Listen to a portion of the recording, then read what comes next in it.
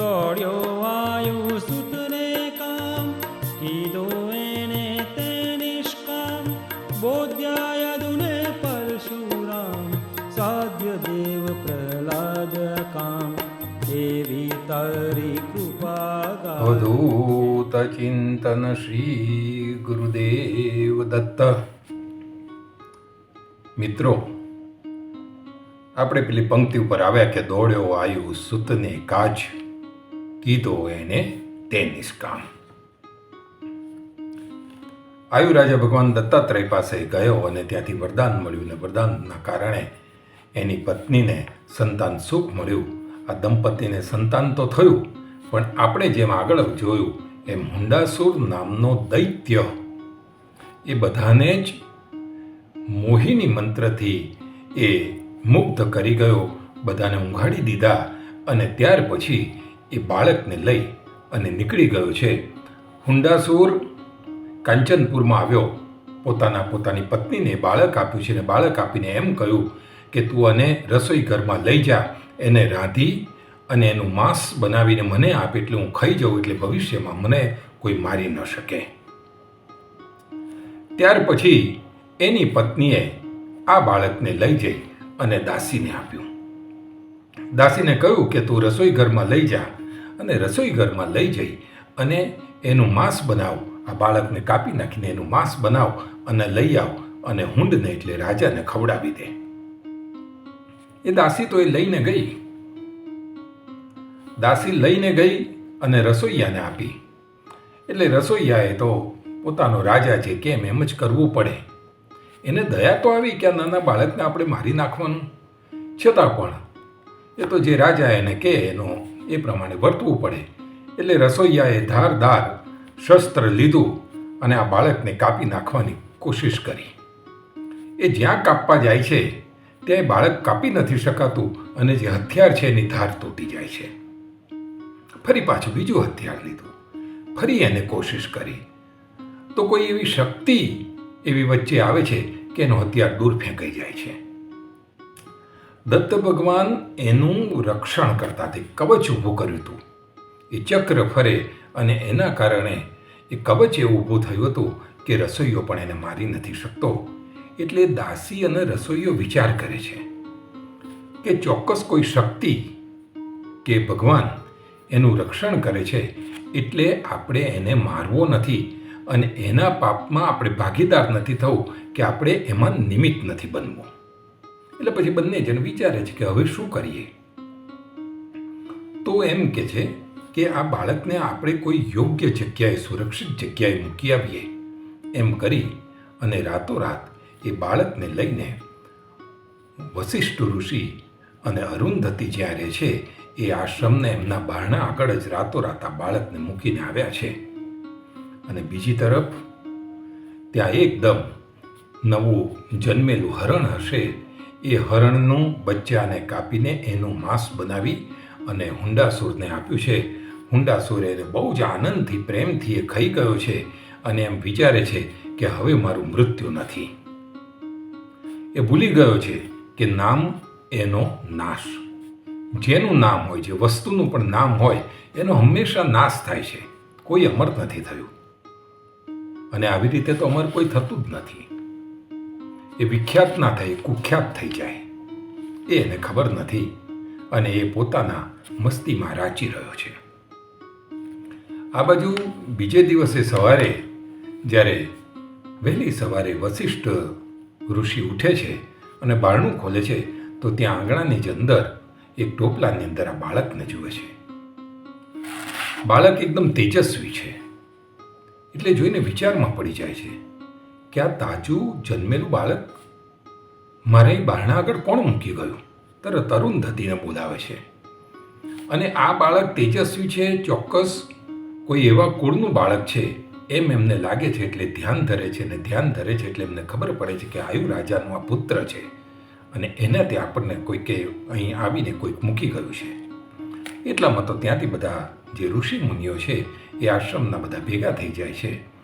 એટલે એ વખતે વશિષ્ઠ ઋષિ એમને કહે છે કે આ જે બાળક છે એ આયુ રાજાનો પુત્ર છે પણ ભગવાન દત્તાત્રેય એનું રક્ષણ કરે છે.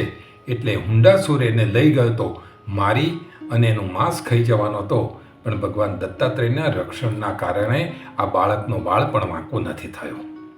આ બાળક ભવિષ્યમાં ચક્રવર્તી રાજા બનશે અને હુંડાસુરનો નાશ કરશે અને શિવકન્યા એવી એ દીકરી જે છે એને પરણી અને એ લઈ જશે.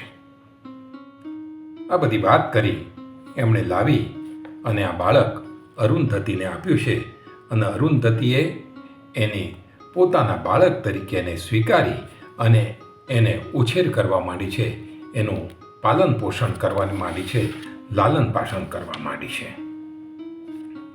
ત્યારે વશિષ્ઠ મુનિએ આ બાળકના કપાળે ભસ્મ લગાડી છે અને એને અરુંધતીને કહ્યું કે હવે ત્યારે એને મોટો કરવાનો છે. અને પછી એનું નામ પડ્યું નહુષ. નહુષ એટલે નહન ઉપરથી નહુષ પડ્યું. નહનનો અર્થ થાય છે બંધન.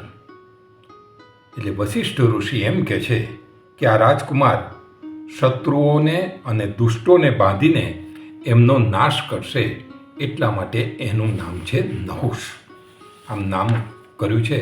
અને ત્યાર પછી દ્રામ દત્તાત્રેયાય નમઃ એના મંત્રનું એક તાવીજ બનાવ્યું અને તાવીજ આ નહુષના ગળામાં બાંધવામાં આવેલું છે. બાળક ધીરે ધીરે ધીરે મોટો થાય છે. આ બાજુ ઇન્દુમતી એ ઓચિંતી જાગી જાય છે. એ જે પેલી માયામાં ફસાયેલા હોય છે જે મંત્રથી, એ મંત્રથી બધા ત્યાર પછી એની અસર જાય એટલે બધા જાગી જાય છે. ઇન્દુમતી જુએ છે તેનું બાળક નથી, ગભરાઈ જાય છે, બુમાગુમ કરી મૂકે, ચીચિયારીઓ પાડે છે, વલખા મારે છે. જ્યારે તરફ બાળકને શોધે છે, બાળક મળતું નથી, રુદન કરવા માંડે છે, આંખમાંથી અશ્રુ વહેવા માંડે છે. અને તે જ વખત બધી દાસીઓ ભેગી થઈ જાય છે. એ ભગવાનને, દત્ત પ્રભુને કરે છે કે હે દત્ત ભગવાન, આ તમારા આશીર્વાદથી તમે મને આ બાળક આપ્યું અને મારું ગયા જન્મનું પાપ, કે મેં એવું કયું પાપ કર્યું છે કે મારું આ બાળકને હરાઈ ગયું, એ જતું રહ્યું, કોઈ લઈ ગયું. દાસીઓ જઈને રાજાને વાત કરે છે. આયુ રાજા પણ દોડતો દોડતો આવે છે. આયુ રાજા પણ આ વાત સાંભળી અને ખૂબ જ વિષાદમય થઈ જાય છે, ચિંતાગ્રસ્ત થઈ જાય છે, ગભરાઈ જાય છે. એને એમ થઈ જાય છે, હું આવડો મોટો ચક્રવર્તી રાજા, અમારો રાજમહેલ, આટલી મોટી કિલ્લેબંધી, આટલું બધું કરવા છતાં ધિક્કાર છે મારી જાતને કે મારા બાળકને હું સાચવી ના શક્યો. પ્રભુની મેં કેટલી બધી સેવા કરી, ત્યાર પછી મને આ બાળક રત્ન મળ્યું હતું અને એને અમે સાચવી નહીં શક્યા. બંને જણા ખૂબ જ ગમગીન થઈ જાય છે, દુઃખી થઈ જાય છે. એનું ચિત્ત ભમવા માંડે છે, અશાંત થઈ જાય છે અને એમને આ સંસાર સૂનો લાગવા માંડે છે. એમ થાય છે કે આ રાજવૈભવને શું કરવાનું. દત્ત પ્રભુનું સ્મરણ કરતા કરતા બંને જણ બેસી રહ્યા છે. આ બાજુ રાજા રાણીની આ દર્દભરી જે પ્રાર્થના દત્ત પ્રભુને કહે છે કે પ્રભુ ત્યાં શું કર્યું, અમારું બાળક છીનવાઈ ગયું, રુદન કરે છે. અને એટલે કરુણાસભર આપણો ભગવાન દત્તાત્રેય એ સાંભળે છે, એને ખબર પડે છે કે અરે આ બે તો ખૂબ જ આક્રંદ કરે છે. એટલે નારદજીને બોલાવીને નારદજીને કહે છે કે તમે ત્યાં જાઓ અને ઇન્દુમતી અને આયુ રાજાને તમે આશ્વાસન આપો અને થોડી ઘણી પ્રેરણા આપો. નારદ મુનિ ફરતા ફરતા અહીંયા આવે છે. આયુ રાજા એમનું સ્વાગત કરે છે, મુનિને વંદન કરે છે અને નારદ મુનિ ત્યાં બેઠા છે. નારદ મુનિને પોતાની દુઃખની બધી વાતો કરે છે. ત્યારે નારદ મુનિ ધીરે ધીરે એમને સમજાવે છે. એટલે આયુ રાજાને થાય છે કે ચોક્કસ દત્ત ભગવાન એ કૃપાળુ છે, એટલે જ એમણે આ નારદ મુનિને અહીં મોકલ્યા છે. એટલે પૂછે છે કે હે મુનિ, તમને દત્ત ભગવાને અહીં મોકલ્યા છે, મારું ચિત્ત શાંત કરવા મોકલ્યા છે? તો હે મુનિ, તમે મને જ્ઞાન આપો કે મારું ચિત્ત શાંત થાય. ત્યારે નારદ મુનિ બધી જુદી જુદી કથાઓ કહે છે, જુદી જુદી વાતો કરે છે અને એને સમજાવે છે કે દુઃખનું મુખ્ય કારણ મોહ છે, માયા છે. આ તારા મોહના કારણે તું દુઃખી થઈ રહ્યો છું. એમ તેમ કરીને ઘણા બધા દ્રષ્ટાંત આપી અને એને સમજાવે છે. અને પછી કહે છે કે તારા બાળકને હુંડ નામનો રાક્ષસ એ અહીંથી ઉપાડી ગયો છે. એ મારી નાખી અને એને ખાઈ જવા માગતો હતો, પણ ભગવાન દત્તાત્રેયનું રક્ષણ કવચ, રક્ષ કવચ જે છે એની આજુબાજુ છે. ભગવાન દત્તાત્રેય એનું રક્ષણ કરે છે, એટલે એ એનું કશું બગાડી નથી શક્યો. અને આ નહુષ, આ તારો બાળક છે, એ વશિષ્ઠ મુનિના ત્યાં, વશિષ્ઠ ઋષિના ત્યાં છે. વશિષ્ઠ અને અરુંધતી એને મોટો કરે છે, એને અભ્યાસ કરાવે છે. ન તું ચિંતા ના કરીશ. મા બાપ જેમ એનું જતન કરે, એનું પાલન કરે, એનું લાલન કરે, એવી રીતે એ લોકોનું લાલન પાલન કરે છે. અને ભવિષ્યમાં આ તારું સંતાન, એનું નામ અત્યારે વશિષ્ઠ ઋષિએ નહુષ પાડ્યું છે.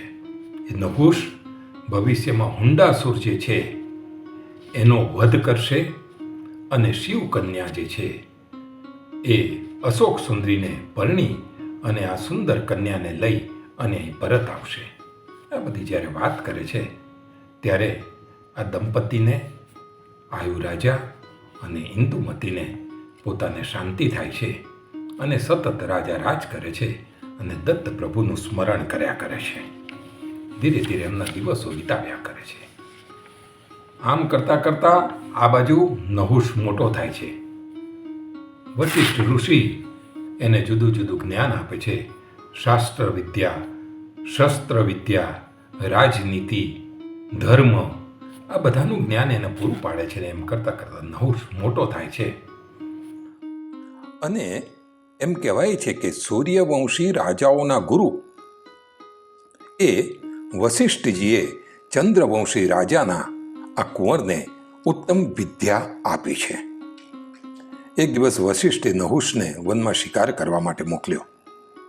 ત્યાં હિંસક પ્રાણીઓનો એણે શિકાર કર્યો, એનો નાશ કર્યો. એટલામાં જ આકાશવાણી થઈ કે હે નહુષ, તું ચંદ્રવંશી રાજા આયુનો પુત્ર છે.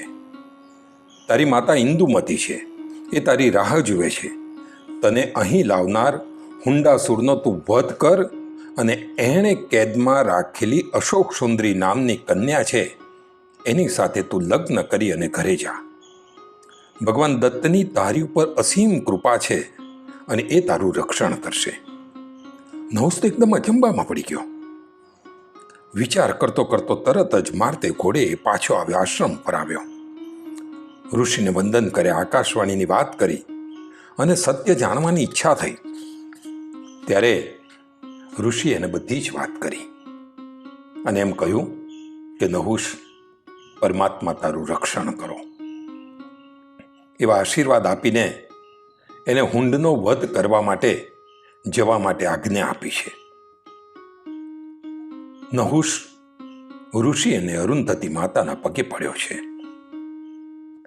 આટલા વર્ષો સુધી નહુષે ઋષિ અને માતાની જે સેવા કરી છે એના લીધે એના બધા પાપ નષ્ટ પામ્યા છે. અને એટલે વશિષ્ઠ મુનિ એમ કહે છે કે હવે તારા પાપ નષ્ટ થયા છે, એટલે હુંડાસુરનો વધ કરવામાં તને કોઈ મુશ્કેલી નહીં નડે. આશીર્વાદ લઈ અને નીકળતાની સાથે જ એ દત્ત ભગવાનને પ્રાર્થના કરે છે. અને દત્ત ભગવાનના આશીર્વાદથી એ જેવો ઘરની બહાર પગ મૂકે છે, આશ્રમની બહાર પગ મૂકે છે, ત્યારે જુદા જુદા શુભ શુકનો થવા માંડે છે. કોઈ યુવતી ગળામાં પાણી લઈને આવતી હોય એવું દેખાય છે. કોઈ બ્રાહ્મણ મંત્ર જાપ કરતો કરતો સામે આવતો હોય એવું દેખાય છે. બાળકો રમત કરતા કિલ્લોલ કરતા સામે આવતા હોય એવા બધા જુદા જુદા શુકન થાય છે. અને હવે નહુષ એકલો પગે ચાલતો લડવા માટે જઈ રહ્યો છે. યુદ્ધ કરવા માટે નહુષ નીકળી ચૂક્યો છે. એ એકલો જાય છે એટલે ઇન્દ્ર એને જુએ છે. રાજા ઇન્દ્રને થાય છે કે આ એક બાળક, આ એકદમ યુવાન અવસ્થાની અંદર પગ મૂકતો આ બાળક એકલો લડવા જઈ રહ્યો છે. એટલે ઇન્દ્ર પોતાનો જે સારથી છે માતલી એને પોતાનો રથ લઈને શસ્ત્રો, કવચ અને એની સાથે સાથે વસ્ત્ર પણ આપે છે. એ બધું જ આપીને એને મોકલાવે છે. હથિયારો મોકલાવે છે. આ બધું જ આપીને માટલીને મોકલાવે છે. માટલી જઈ અને જ્યારે આ નહુષ રસ્તામાં જતો હોય છે ત્યારે ઊભો રાખીને એને વાત કરે છે કે ઇન્દ્રએ તને આ બધી મદદ મોકલી છે, એટલે આ નહુષ એમ વિચારે છે કે ભગવાન દત્તાત્રેયની મારી ઉપર કેટલી બધી કૃપા છે કે મને આવા સમયે મદદ કરે છે. આ સાહેબ શ્રદ્ધા છે. આમાં બે વસ્તુ આપણે પણ સમજવા જેવી છે. જ્યારે સત્ય માટે કોઈ વ્યક્તિ યુદ્ધે ચડ્યો હોય ત્યારે એ આપણને ઓળખે કે ના ઓળખે, ભલે આપણે એની સાથે યુદ્ધમાં ન જોડાઈએ, પણ આપણે જો સક્ષમ હોઈએ તો સત્ય માટે લડતી વ્યક્તિને આપણે પરોક્ષ રીતે પણ મદદ કરવી જોઈએ. આ ઇન્દ્રનો દ્રષ્ટાંત એ રીતે આપે છે.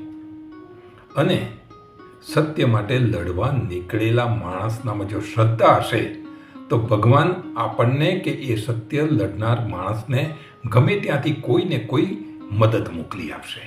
એમ ભગવાને અહીંયાને મદદ મોકલી છે. નહુષ તૈયાર થઈ ગયો છે. એણે કવચ પહેરી લીધા છે, વસ્ત્રો પહેરી લીધા છે, મુકુટ પહેરી લીધું છે, હાથમાં શસ્ત્રો લઈ લીધા છે અને તરત જ એ જે રથ છે એની પ્રદક્ષિણા કરી છે. પ્રદક્ષિણા કરીને ભગવાન દત્તાત્રેયને યાદ કરીને અને એનું સ્મરણ કરીને એ રથ ઉપર ચડ્યો છે અને રથ દોડાર્યો છે. અને એ જ્યાં દોડવા માંડ્યો એટલે તરત ઇન્દ્રના કહેવાથી સ્વર્ગના દેવો, ગંધર્વોને એ બધા જ એની મદદ કરવા માટે સૈન્ય લઈને દોડી આવ્યા છે. આવી રીતે એને દૈવી શક્તિનો ત્યાં મદદ મળી ગઈ છે. એ જતો હતો ત્યારે રસ્તાની અંદર, માર્ગની અંદર રંભા નામની જે અપ્સરા છે એ મળી. એણે એનો રોક્યો છે અને એણે એને સંદેશો આપ્યો છે કે અશોક સુંદરી નામની જે કન્યા છે, હુંડે એને જેલમાં નાખી રાખી છે, એને કેદ કરેલી છે અને એણે તને સંદેશો મોકલ્યો છે કે તું હુંડને મારી નાખ અને પછી આવજે અને મારી સાથે લગ્ન કરીને જજે. રંભાઈ એમ કહે છે કે એ સ્ત્રી જે છે, જે કન્યા છે, એ ખૂબ પવિત્ર છે, ખૂબ ધાર્મિક છે, એટલે તું મારા વાત ઉપર ભરોસો કરજે અને ચોક્કસ પરત આવું ત્યારે એની સાથે લગ્ન કરજે. નહુષ વચનથી બંધાતો નથી. નહુષ કહે છે કે હા, હું પાછો આવીશ, પછી નિર્ણય કરીશ. એમ કરીને નહુષ ગયો છે અને નહુષ જેવો જ કાંચનપુરની અંદર બેસે છે અને આ બધી દેવોને અને ગંધર્વનું સૈન્યને હોહાકાર થાય છે, કોલાહલ થાય છે, એટલે આ જે હુંડાસુર છે એ ઓચિંતો જાગી જાય છે. એમ કહે છે કે આ એકદમ જ કોણ આવી ગયું, એટલે તપાસ કરવા મોકલે છે. એટલે એના બધા સૈનિકો જઈને તપાસ કરીને એમ કહે છે કે આવી કે ભાઈ આ તો નહુષ છે, એ આયુ રાજાનો પુત્ર છે અને દૈવ લોકોની સૈન્ય લઈને તમારી ઉપર હુમલો કરવા આવ્યો છે. હુંડાસુર વિચારે છે કે અરે, આયુનો જે પુત્ર હતો, જે છોકરો હતો, એ બાળકને તો લાવેલા, એને મારી નાખીને કાપી નતું, હું એનું માંસ ખાઈ ગયો છું. એની રાણીને પૂછે તો એની રાણી એમ કહે છે કે મેં તો આ દાસીને કહ્યું હતું. દાસીને પૂછે છે તો દાસી બધા ગલ્લા તલ્લા કરે છે, પણ બીજી બાજુ હુમલો થયેલો છે એટલે તરત જ એ પોતાના શસ્ત્રો લઈ અને બહાર નીકળે છે. દૈત્યોની સેના છે, એ મોટી સેના છે, એટલે બહાર નીકળે છે અને જોરદાર હુમલો ચાલુ થઈ જાય છે અને દેવોને એકદમ જ હુમલો કરે છે એટલે દેવો પણ એકદમ દોડવા માંડે છે. આ બાજુ નહુષને થાય છે કે આપણું દેવોનું સૈન્ય વેરવિખેર થઈ ગયું છે, એટલે નહુષ વળી પાછો ઇન્દ્રના જે શસ્ત્રો છે લઈને આગળ આવે છે અને દૈત્યો ઉપર એ શસ્ત્રોથી વાર કરવા માંડે છે અને ત્યાં જ દૈત્યોના મળદા પડવા માંડે છે, ઘોડા પડવા માંડે છે, હાથી પડવા માંડે છે અને ત્યાં મળદાનો આખો ઢેર થઈ જાય છે, ઢગલો થઈ જાય છે.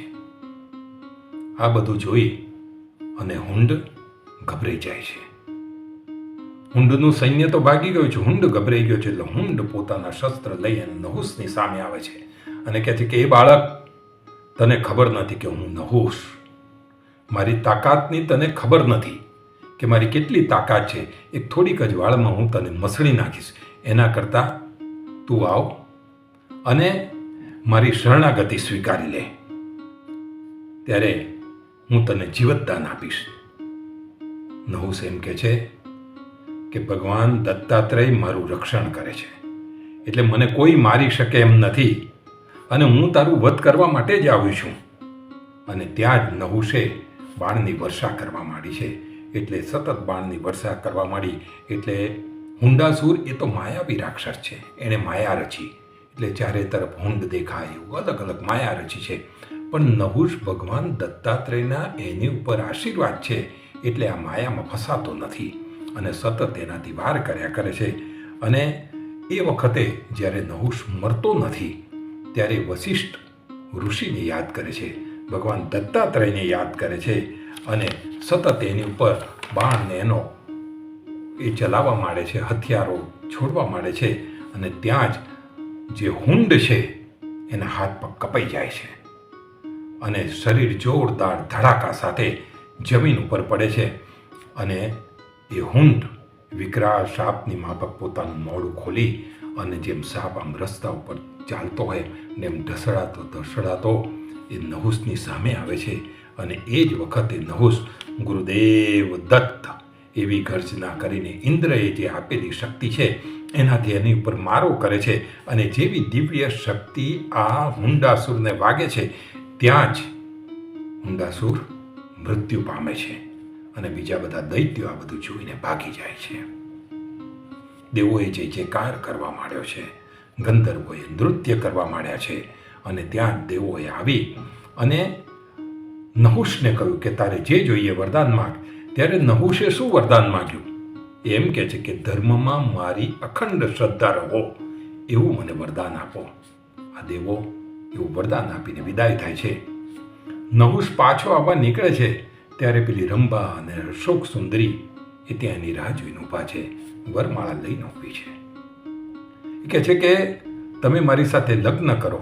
ત્યારે નહુષ કહે છે કે એ નિર્ણય હું ના લઈ શકું. મારા પાલક પિતા તો વશિષ્ઠ ઋષિ અને અરુંધતી છે. મારે એમને પૂછવું પડે, મારે એમની રજા લેવી પડે. અને એમ કરીને આ બંને કન્યાને પોતાની સાથે રથમાં બેસાડી અને અહીંયા આવે છે. આશ્રમે આવી અને વશિષ્ઠ મુનિ અને અરુંધતીને પગે લાગે છે. પોતાનો વિજય થયો છે, હુંડાસુરનો નાશ થયો છે, એ બધી વાત કરે છે. એટલે આ બંને એના પાલક માતા પિતા ખૂબ ખુશ થઈ જાય છે, આશીર્વાદ આપે છે. ત્યાં અશોક સુંદરી બાજુ ઉપર ઊભી છે. એટલે અશોક સુંદરી એમ કહે છે, એમને વંદન કરીને પૂછે છે અને કહે છે કે આપ જો રજા આપો અને નહુષને કહો તો નહુષ મારી સાથે લગ્ન કરે.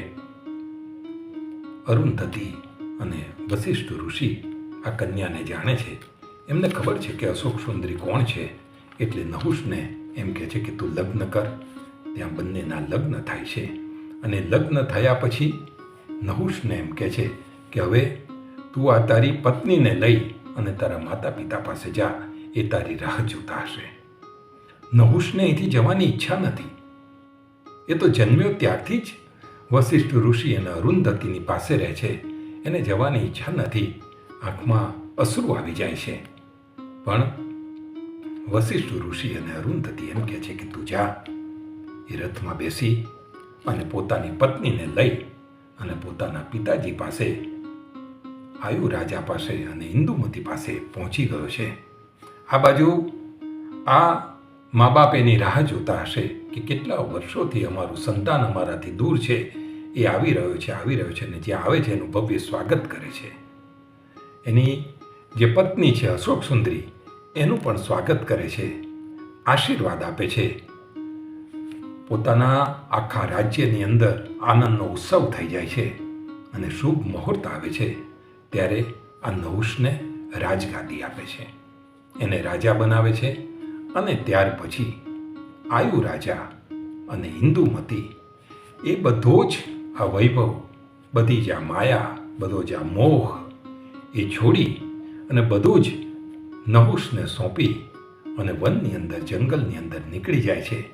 અને ભગવાન દત્તાત્રેયની હવે એ નિષ્કામ ભાવનાથી ત્યાં એમની પૂજા કરે છે, એમની સેવા કરે છે, એમની આરાધના કરે છે. એટલે આ જે બાપજીએ લખ્યું, દોડ્યો આયુ સુતને કાજ, કીધો એને તે નિષ્કામ. મૂળ તો આખું જે પ્રકરણ છે કે જે વાત છે એ આયુની છે, પણ એમાં એક બીજું ચરિત્ર આવ્યું, બીજું પાત્ર આવ્યું, એ નહુષ. નહુષ કોના લીધે આવ્યો આખી વાતમાં? તો આયુના લીધે. તો આયુને સકામમાંથી દત્ત પ્રભુ બધું જ આપ્યા પછી નિષ્કામ તરફ લઈ ગયા છે. બાપજીએ અહીંયા એ વાત કરી છે.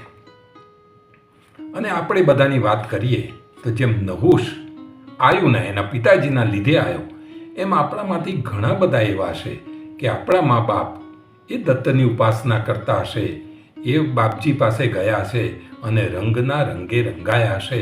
એના કારણે આજે આપણે પણ એ રંગના રંગે રંગાયા કે દત્ત ઉપાસના કરીએ છીએ.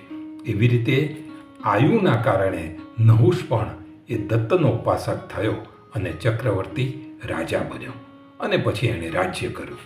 આ નહુષે એનું રાજ્ય, પોતાનું રાજ્ય કર્યું. એમ આ નહુષની આગળ પણ વાર્તા છે. પછી મહાભારતની અંદર વન પર્વ અને ઉદ્યોગ પર્વની અંદર નહુષની વાત આગળ આવે છે. પણ આપણે અહીંથી અટકીશું અને વળી પાછા ફરી મળીશું ત્યારે આગલી પંક્તિ તરફ આપણે આગળ વધીશું. આજે આટલી વાત.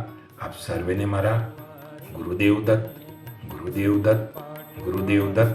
નર્મદે હર.